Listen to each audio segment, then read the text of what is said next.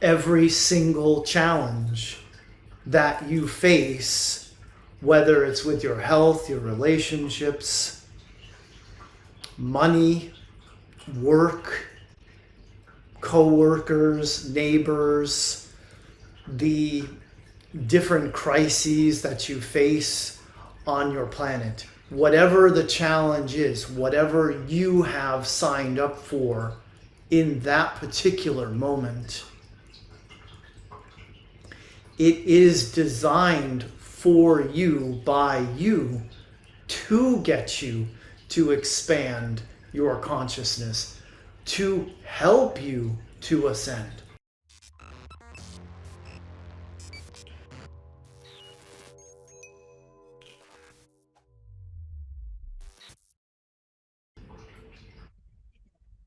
Welcome to the Reality Revolution. I have a wonderful surprise.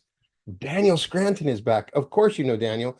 You have been hearing the many times I've read the Arcturian Council channelings, which have been such a blessing for the channel. I've had so many people come to me just saying how much they enjoy these channelings, how much they've been blessed by them, how they spoke to them directly. I've also had a chance to read from the creators, founders, and Daniel has a new book. And so it gave me an excuse to talk to him again.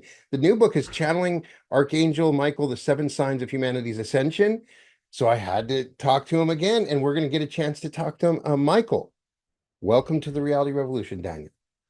Oh my gosh, thank you for having me back. And I so appreciate how your audience has received my channeling. It's really great to see that, and to see, like, I see how many views all your readings of my books are getting, and I'm really happy with that. It's really gratifying to see that. Yeah, I really feel like those those channelings came to my channel at the perfect time, and they really spoke to people very directly. A lot of times when I'm reading these and I'm talking to other people, it felt like I needed to hear that today.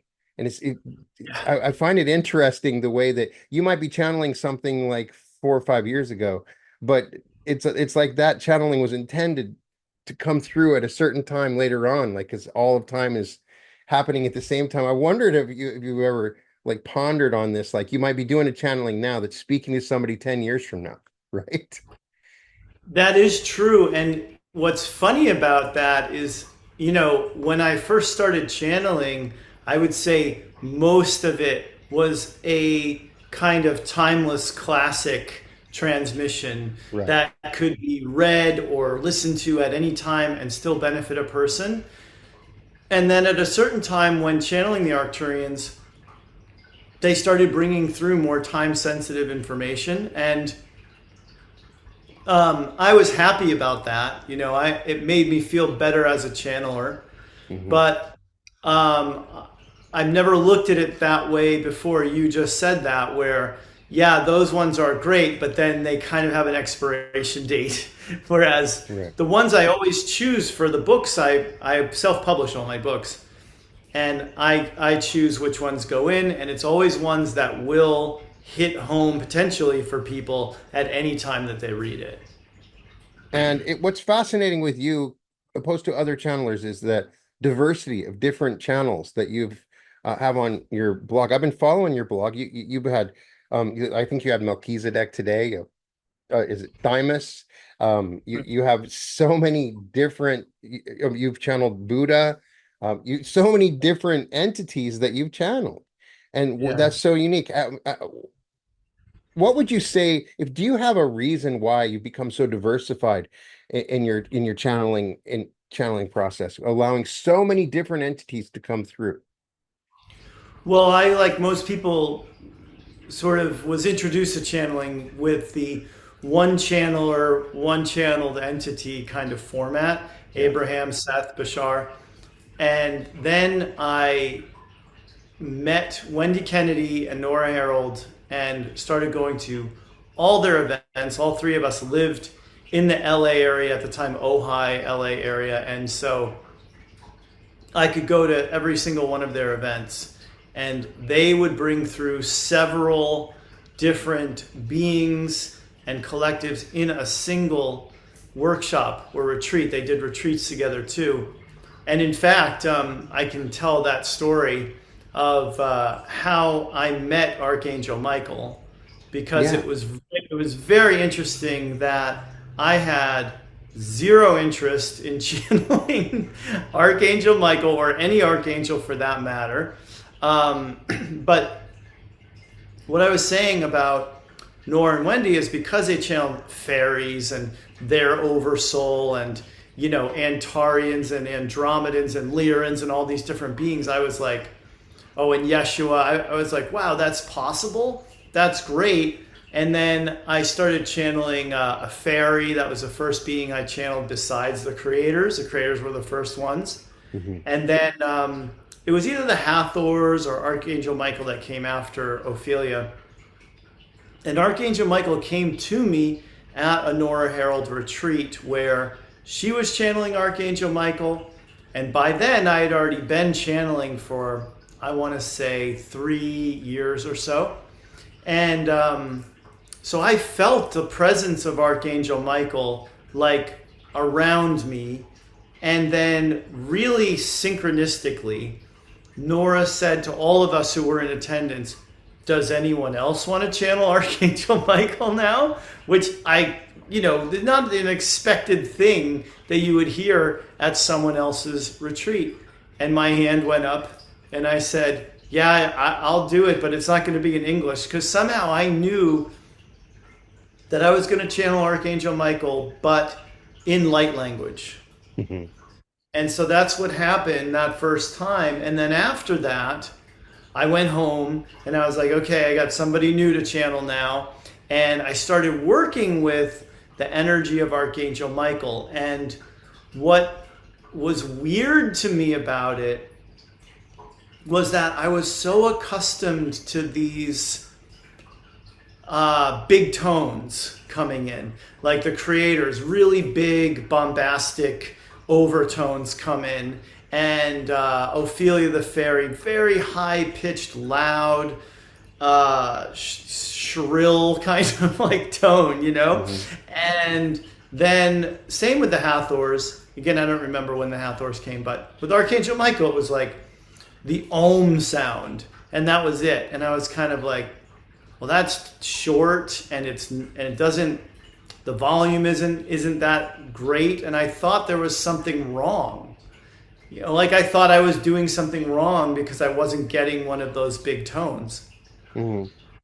But basically, I just stuck with it, and now when Archangel Michael comes through, they still come through me, and I say they because I think of all of those beings, and they use the pronoun, the plural pronouns too, to refer to Right. themselves. I think of all of them as collectives and not as like we picture a guy with long hair and a beard carrying a sword, in this Right. robe and the wings and the halo. But that's just our anthropomorphization of what an archangel is. But it really is like this giant spirit, like this bigger slice of source, Hmm. than the typical slice of source energy that we're all kind of split into now. And so it is a collective consciousness, Archangel Michael, and they come through me in this really kind of low Clint Eastwood / Batman kind of voice. And you can't plan these things, but then that's how Buddha sounds coming through me too, and Yeshua as well.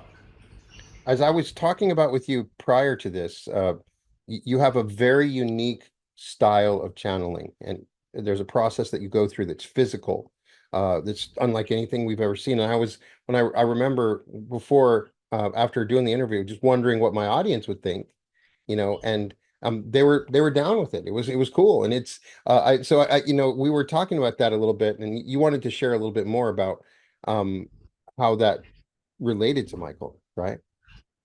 Yeah.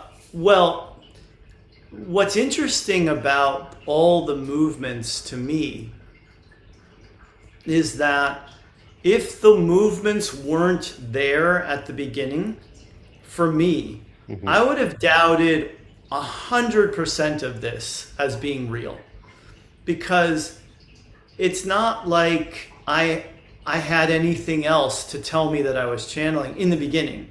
The Hmm. only thing I had was movement, and really weird movement, really weird looking, facial, like that kind of. And so that was to me like, okay, that's proof.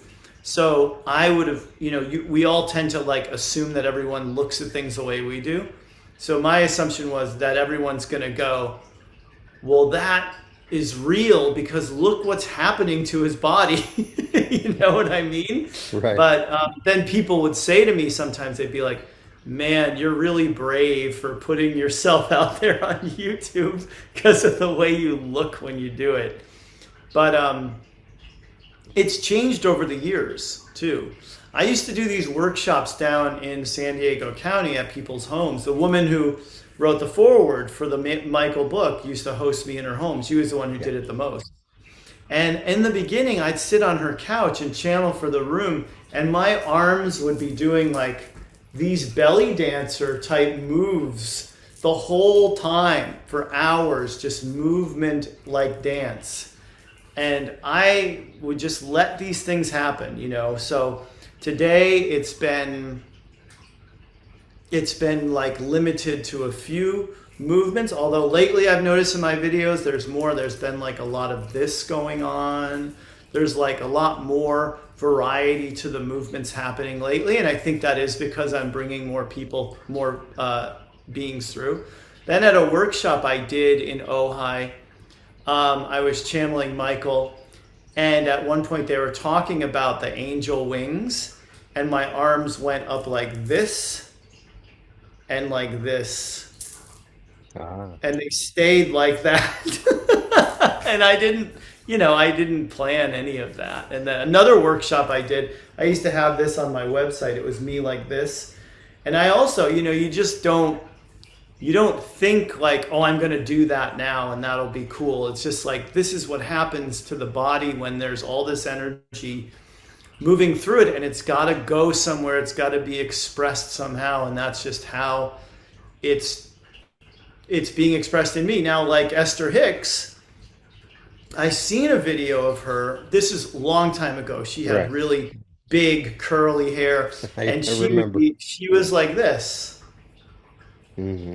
and this is a very common one. I've seen plenty of channelers do this one, but I have seen one guy, I can't remember who he was, and he was very much like me, like reclined in a recliner. I sit in this recliner all day when I channel, but I saw his fingers doing this, and I was like, oh, so that's a thing. It's not just me who makes these like finger movements. I think this all started with Ophelia too. So I used to think like, oh, that's my fairy fluttering wings thing Oh, that I was doing.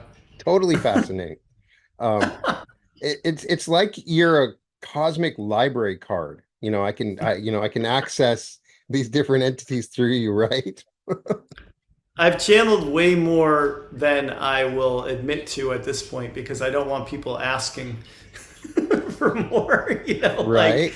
like it's not comfortable to channel a group that I'm not used to channeling for people in a session where I want to channel well. I want to do, I want to do well for the client. So if you Hmm. ask me to channel Syrian High Council, I think is who I've channeled, I can, but it's the amount of, it's like when you throw a bunch of dream team guys together and you say, okay, play together on the basketball court and beat this team that's been playing as a unit for the past 10 years. It's harder because they don't have the same kind of rhythm with each other on the court. And it's like that with me and a channeled entity too. Like if I don't have that amount of familiarity with their energy, because I don't know if we talked about this last time, but channeling really is a channeler taking energy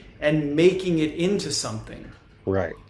It's not like any of them are speaking English and just puppeteering the channeler to like say the words that they're wanting to speak. It's more like they send, Esther has referred to it as a block of thought. Like they send a transmission of energy, it comes in, and then we have to like unconsciously or subconsciously figure out what it means and present it. And so all of that happens without like any kind of like, you can't go take a class on how to do that. Like that's just something you learn by doing, you know. Mhm. And so the more you do it, the easier it is. And the more I do it with the Arcturians, the easier it is for me to do with them and with Archangel Michael and whoever. What I find interesting as I listen to the many different entities, that they're all high vibration, high frequency. I've talked to other channelers. You get the obviously from your channel that it's a very busy universe. It's crowded with lots of different entities. Oh And God, yeah. there's certainly going to be some darker entities that come through. Have you had a channeling where you're like, I don't know if I want to share this. This is kind of No. crazy or unusual. The So only time I would say I don't want to share something is because I don't think it's good enough. Like I don't yeah. think it's saying enough, or it's too repetitive, or it's not, it's not saying anything new. And what I found is that most of the time I'd share those anyway because I didn't want to do another one. I used to do these at like 10 p.m. at night. I used to Mhm. channel the daily messages late. So I wouldn't want to be doing another one at that hour. Now I'm trying to be a father to a 5-year-old girl and a husband and all the other things that you have when you have a house and everything. Yeah. And so I don't have a heap load of time to be like, I'll do three and I'll choose the one I like the best to post. But the ones that don't necessarily hit home with me or resonate that much with me, they do tend to be for the people that are going to receive it, and those people really do like those ones. I found that I find to be kind of ho hum, and then I realize at some point this isn't about you. Like this isn't for Yeah. you; it's for them. And the Hathors told me that one time when I was channeling for myself. They're like, you don't have to be your own critic. Like let everybody else do that. Your job is just bring it through. Yeah. So what I wanted to know when you're experiencing these different energies, you've mentioned that you can notice their difference. So in particular, when you're channeling an angel, an archangel, is there something unique about that energy that's different than the others? Um, well, like I said, it would be hard for me to kind of even differentiate the feeling difference and the sound difference Yeah. of Michael, Yeshua, Buddha. So those those energies, those entities feel, obviously divine masculine comes to mind, right? Hmm. That they would be, that they're masculine sounding, but also gentle. There's no, like with the creators, they can be more like a Bashar kind of, you know, almost yelling kind of like Right, right. emphatic. This is our emphatic teachings to you today. But those three, it's very gentle. Some people have even, I've seen like so many negative comments about myself and my channeling, and some people have Right. described the Michael as creepy that I bring through because of the way that the yeses are said or something, because people do associate that word with sex, obviously. People say it when they're having sex, and I say it a lot when I'm channeling, and I think that both things are like high vibrational experiences. So that's not like a, people also say oh God a lot when they're having sex, so Right. there's an alignment of energy and chakras and everything that's happening in both activities. But I think it just reminded people a little bit too much of like a guy on one end of a phone call who's, just kind of calling someone randomly and, Right. and being creepy. I feel like I have a more personal connection to Michael because I've been calling upon Michael in like all the way back when I was a kid reading, occult textbooks and doing the LBRP, which is taught in the Law of One, and calling upon the angels to protect my room. And I've put myself in a place to envision Mikhail, and sometimes pronounced Michael or Michael, with the sword and the flame. And I feel like sometimes I can feel the energy, the connection, the color of it. So, I just find it interesting. It is, of course, a collective. But I feel Mhm. this connection to it that I feel like Michael's been there for me, right? That's great. Yeah, I think that there's certain things that we do associate with Michael, including protection and specifically of children. Right. So I think that there's a reason why Michael is recognized in like the major religions, which would be, I think, Christianity, Islam, and I think Judaism too. Probably, I don't know, but I'm assuming Judaism recognizes the archangels, but they do in Islam as well. So it's not as though the Christians have the Michael locked down, the Michael persona or Mhm. essence locked down. It's definitely the most well known, most talked about archangel presence or collective. And, they even made a movie about him with John Travolta. Like, um, Right, and and it's just I'm assuming that's got to be for a reason. right. It's not random that we have that association with this. And I think in some book, maybe the Urantia book or something. I don't know if you've Right. ever read that one. I They have. might talk about Michael, I think, as the creator of the universe or something. I remember that they're big on Michael and the Urantia. So Yeah, yeah, yeah. so yeah, so if you follow these older occult texts, it appears there are a bunch of different angels, and so they must all be collectives with certain intentions and purposes. And so you basically have channeled Gabriel and Michael, right? The two angels Metatron too. and Metatron. Ah, okay. But Metatron channelings are as rare at this point as like the Syrians or somebody like the Lyrans. Like I don't.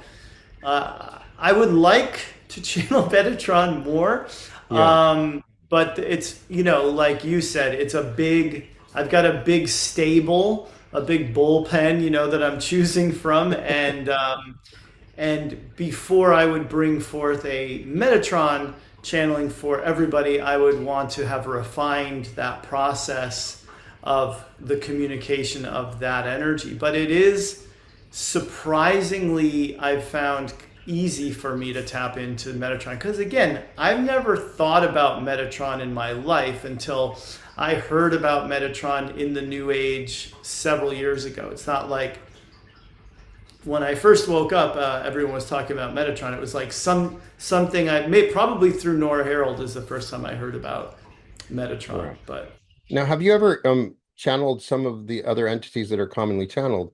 Maybe in the privacy, like Abraham or Bashar, like it's Seth, in the privacy, or attempted to channel those entities. um, I had a friend once ask me to channel Bashar. This was when I was really new to channeling, like really new. Right. So I tried to do it and I did speak words. Now, what I was channeling, I don't know. Maybe I was trying to fool myself into thinking I was doing it. But I heard Bashar say in the last recording that he did, the Yeah. Echoes of Sedona one, that no one is currently channeling Bashar besides Daryl. Hmm. I have seen a guy say he's channeling Abraham. It didn't feel that way to me Yeah. when I absorbed his channeling, and I know that Story Waters has said that he's channeling Seth. It is really hard. Like channeling is hard, Yeah. channeling is hard, and I tip my hat to anyone who even attempts to do it. But do I think that you're going to get Seth from anyone but Jane Roberts? Not really, because they obviously had a special relationship. I mean, I'm listening to the Seth material because they just put Yeah. it on Audible recently, and listening to the story of like how Seth came to Jane. It's a very intimate kind of relationship. Now, that being said, it's also true that like once something's out there in the ethers, it's out there. So you may be tapping into a portion of the energy that was that what was left over from those channelings. I don't know.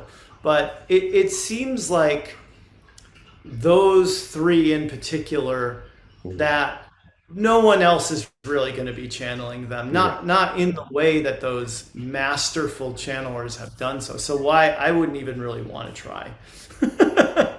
Have you ever been able to channel beings from the past, George Washington or Abraham Lincoln or anything like that? I've had, in sessions, I've had people ask me to channel those who have passed on that were well known. Mhm. I don't think from that far back in history, but I am my own worst critic and skeptic. So Right. even when I've done stuff like that, like shortly after Wayne Dyer passed, somebody asked me to channel Wayne Dyer, and I did, and I don't know. I can't say for sure that it was Yeah. legitimately Wayne Dyer, but I did have a cool, it's not cool, somebody died, but it was an experience that I had recently at one of my Thursday night events where someone's romantic partner had just passed recently, and she wanted to get a message directly from him. And it's not something I do, it's not something I like doing. Mhm. So I'm channeling like the creators or somebody for this event, and they can, of course, reach out from their 12th dimensional plateau to someone who's in a 7th dimensional realm, like where we go and we die. And when I channeled that person, and for this woman who had lost him, I felt it. Like for the first time ever in trying to do like a mediumship thing, I actually cried. I cried while I was channeling this person's spirit for his left behind loved ones. So it was nice, and when I have experiences like that, I go, okay, I'm getting better at this. It's been 14 years now Yeah. since I've been channeling, and I still feel like, compared to Daryl, I'm a complete novice. He's got over 40 years channeling, and Esther and people like that. But it gives you something to aspire to, like I was thinking about that the other day, how sometimes I go, well, why do I even bother doing this when there's Seth and Bashar and all these ones that I feel like are doing such a better job than I am of bringing this through. But then what I realized was that it's good to have something to aim for.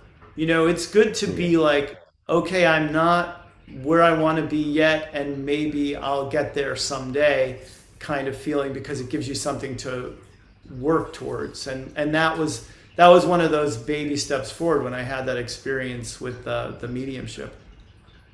Yeah, the interesting thing about like for instance Melchizedek with Paul Selig and with Seth is they were channeling fully realized books that were not, Yep. what's great is you got a big chunk of download that you get. It's usually a couple pages, right?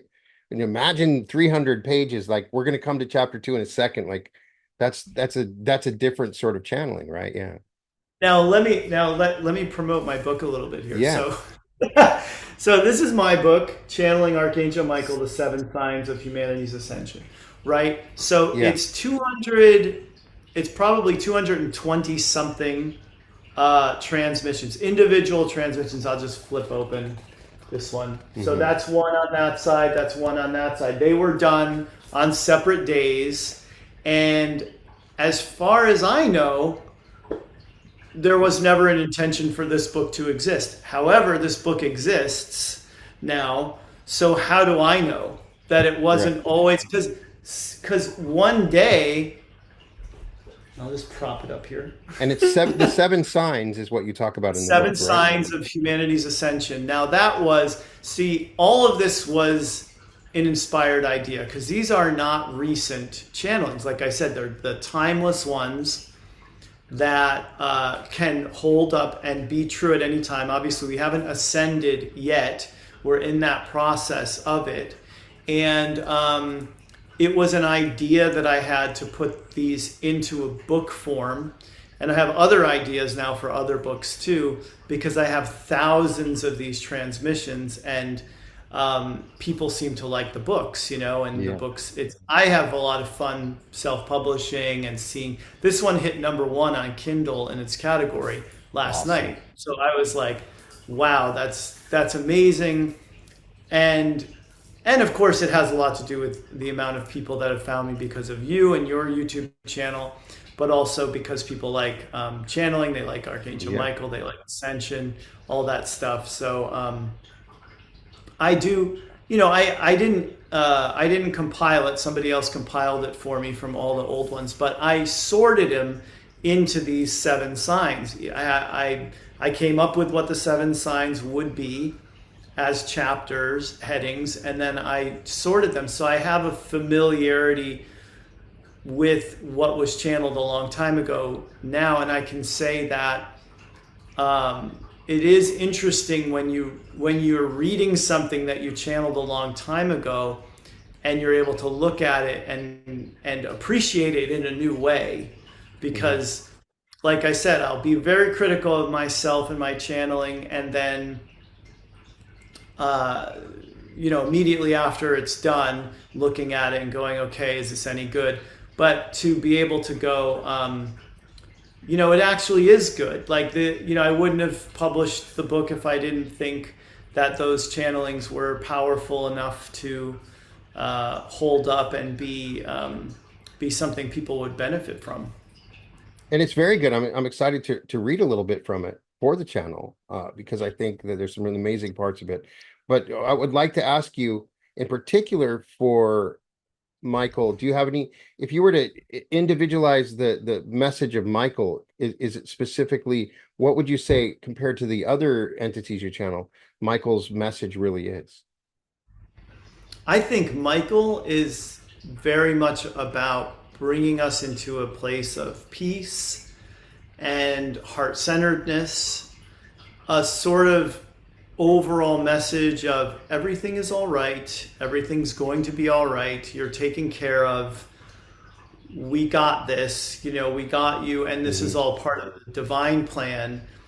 But I also think that Michael, the teacher, has shown up to help us to navigate this journey in such a way that we can enjoy it more, have less bumps in the road and potholes and things like that for ourselves, and really, blossom through our own deliberateness in really wanting that experience.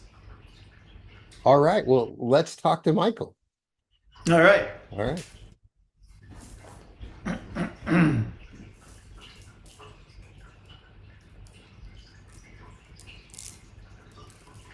Yes. Yes. Yes.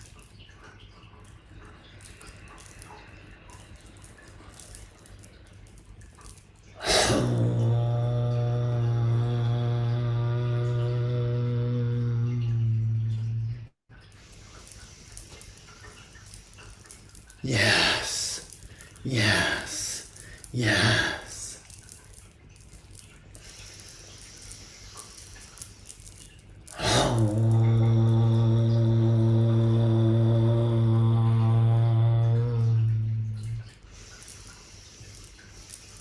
Yes. Yes. Yes.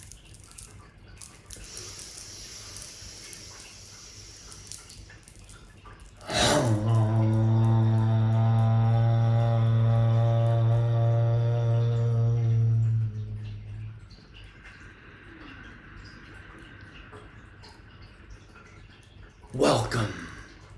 We are here to serve and assist you.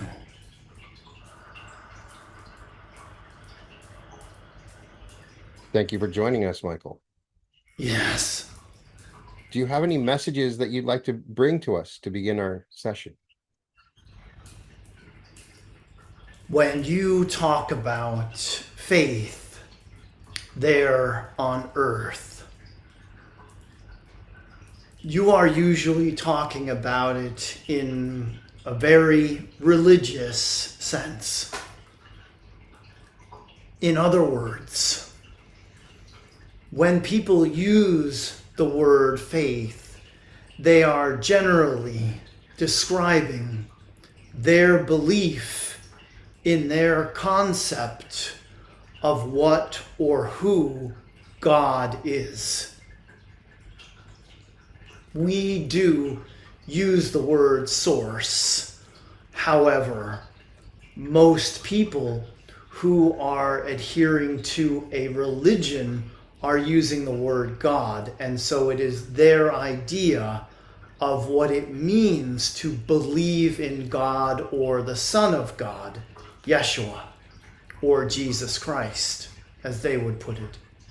However, it is time for humanity to have a different relationship with the idea of faith.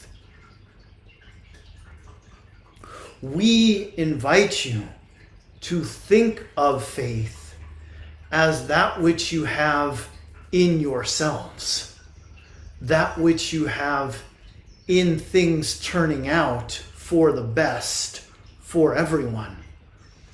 Faith in the laws of the universe.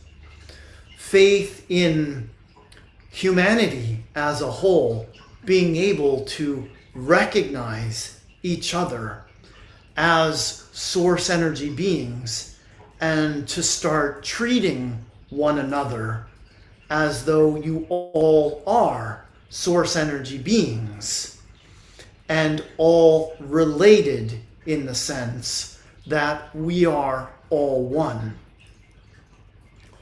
When you have a test of your faith and you have to believe in something that you have no evidence for, that is you testing you.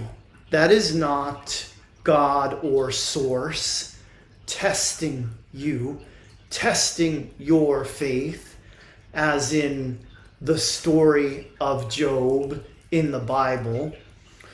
It is you having to let go, you having to release your mental control, in having to know exactly how everything is going to work out for you, for your family, for your community, for all of humankind. Because, of course, you do want everything to work out. However, there are times when you are faced with a crisis of faith because you cannot see how humanity is ever going to turn things around, given the track that you've been on. However, if you can put your belief in the spark of divinity that is within every person and that can be ignited by you, by those who care, by those who want to see humanity succeeding, then that is something you can put your faith in and you can rest assured that humanity cannot possibly lose its way completely, because the light resides within each and every human, and each and every human has all the time that they need to recognize that light within themselves, to ignite that flame of source energy's love, and to be that version of themselves that they were certainly created by our Creator to be. Michael, what can you share with us about the beginnings of the universe? It is something for your minds to contemplate for sure. And in a linear sense of the word creation, there was once less, and now there is more. Because we were all created, all creation happened in a single moment of Source's decision to become more than just one being, but all beings residing within the one simultaneously. Now, we all needed playgrounds in which to play. We all needed universes where there would be rules and laws and dimensions and densities and so on. And so this universe that we all experience for now as our universe was created in that moment that Source decided to individuate consciousness so that Source could know itself better. However, now that we are all the components of this universe, now that we are all that comprise this universe, we continue to co-create what it is and what it is to be about together. And we co-create the expansion of this universe to include more possibilities, more experiences. Therefore, you are not going to get a very satisfying idea for the mind of a type of linear beginning, middle, and end to this universe. Because even if for all of you and for us, this universe were to seem to end, it would still exist in what would seem to us to be the past, because what is past is also present. It does not go away. We are all having an experience of this universe that is linear seeming to us, but it is just us all traveling to different points within the consciousness that is Source, all together, all in agreement with one another, to see this experience of coming back together into a single point of light. Thank you, Michael.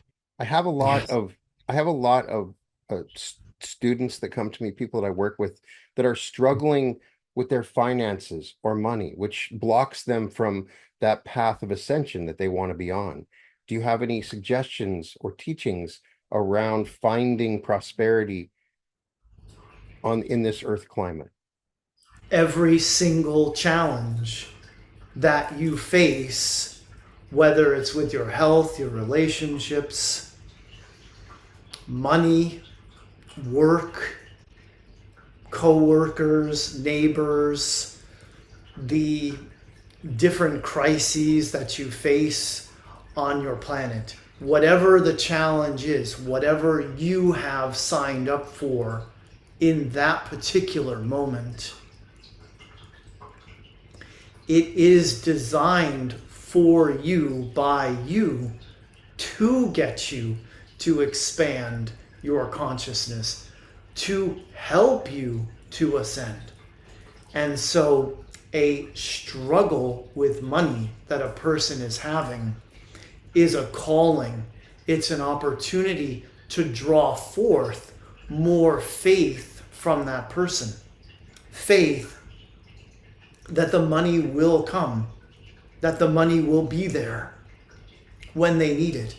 And if they can't afford to make that car payment and they lose that car, then that car simply isn't a part of their experience anymore. And it's not a reason for that person to feel ashamed, or to feel ashamed of their credit score or their credit card debt.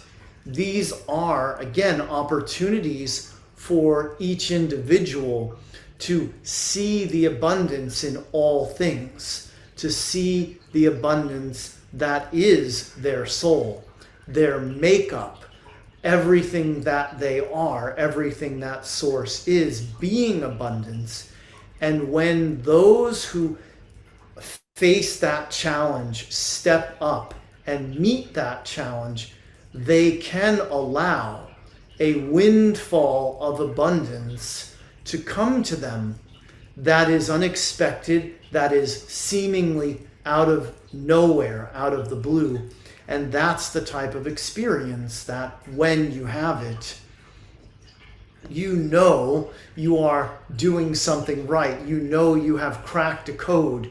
You have found the flow that you are seeking. So many times, financial woes, financial difficulties will bring a person to their knees.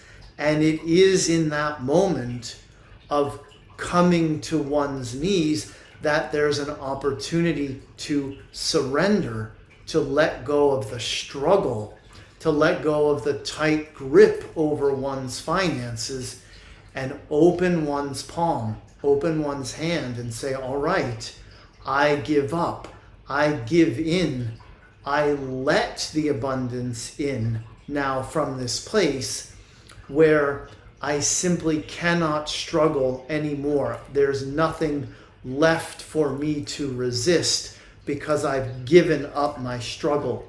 So a lot of times that is how it all works out for people. We just recommend that you don't let it get to that point where you are brought to your knees, where you're brought to the brink of losing everything, before you let go and you let in some of the abundance that abounds in this universe of ours. Thank you. It would appear, at least during the present, in my own experience and others, there is a lot of division on this planet right now. And I'm wondering how we transcend that division and come together. Can you help us in that? Well, all of you probably have people in your lives, family members, friends, old friends, friends from elementary school, from high school, from university. And years and decades will pass, and you will find out that you are on very different sides, so to speak, or have very different perspectives on those hot button topics like gun control, abortion, the border between the US and Mexico, all of these types of things that are those hot button topics for people. And because you know that person so well, because you have such a history with that particular person, you will be friends with that person forever, no matter what. And you will even be able to tease one another about each other's politics. You will find it funny that you have such big differences on such big topics, and yet you love each other. You still have that history, that camaraderie, or that family bond that holds you together. So if you can extend that to everyone who you disagree with on these major issues and say, you know, I bet if I met that person under circumstances where we didn't know each other's politics and we got to know each other, we might have a very good time, we might laugh, we might actually love each other, and not let those political differences get in the way of that connection. But if you start walking around making assumptions about people and their politics and say, you know what, I don't want to have anything to do with a person who believes that, who thinks that way, then you're limiting yourselves and limiting the amount of love that you can share, the amount of fun, the amount of friendship that you can have by letting something like that, letting something as temporary as a belief get in the way of a potential friendship, connection, even romantic relationship. And so we would advise that you don't do that, that you don't see that as a deal breaker in your life in any way. And then you will be the ones who are responsible for removing the dividing lines between those who think in a far left way and those who think in a far right way, or however their differences are.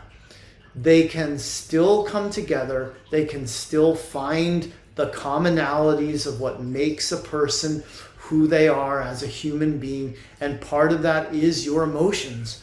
You all feel emotions, you all love your children and love your spouses, and you all are trying to do well in some way in your lives, and there's so many common experiences that you have as human beings that you can bond because of, and you don't have to let one issue where you don't see eye to eye separate you in any way.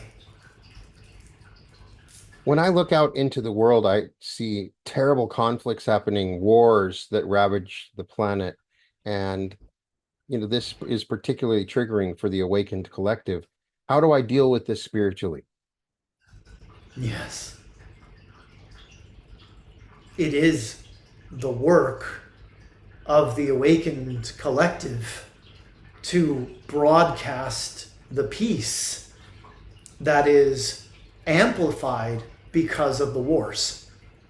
So the wars get you more committed to peace within yourselves. The wars you see out there serve that purpose for you as one who's observing them, in letting you know that you don't want to go to war, even a psychological war, even a war of words, with anyone who is in your life. You want peace between you and the others in your lives. And if you're willing at times to swallow your pride or to make a concession, make a compromise so that you can get along with your coworker, your neighbor, or someone with whom there is a dividing line, like a property line or a cubicle separating you, and you can say, we are not going to war over this. We are going to figure this out. We are going to work this out, and we are going to figure out how to live in peace with one another, because if we can do it on a smaller microcosmic scale, then we can see it out there in the world in the larger macrocosmic scale that we want to see it on. In many of these conflicts, it is the seeming work of one or a handful of individuals, while the rest of the individuals crave peace. How do we deal with these distortions where one individual can wreak havoc and cause massive wars? Yes. Well, you have to think in terms of how many people are giving their power away to that individual, to seeing that individual as being more powerful than the collective. In other words, a lot of beliefs have to be examined in situations like this. Do I believe that person has more power to create in my reality because they are a head of state, because they have access to nuclear weapons, or because they can command their armies?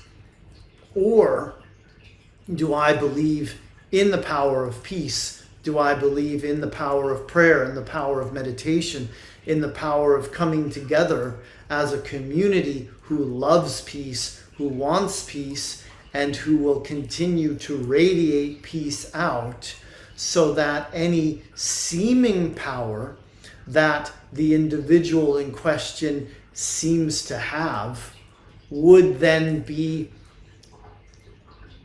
dissolved by the positive energies being emitted by those who are heart-centered, by those who are interested in unity consciousness, in coming together, and in bringing about a new earth, a peaceful earth. Can you forecast how long it will take for the collective of the world to shift into the fifth dimension, or the highest, the next density? Those of you who want to be on that timeline where it is happening at a date that is more to your liking, it is up to you to do the things that we have been talking about here today, to seek the peace, the unity consciousness, to let go of anger, to let go of division, to raise your vibration, to operate from love, from joy, from peace. You put yourself on a timeline with a version of the human collective and an earth plane experience where ascension happens sooner. Is this going to happen in the next 100 years? Before then, for sure. Okay. There are different predictions out there about how many years it will take, and you may have noticed that none of those predictions.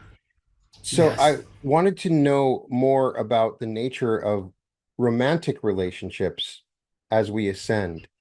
Will that change? Are the nature of our romantic relationships with people that we fall in love with, does that change as we ascend into a higher dimension?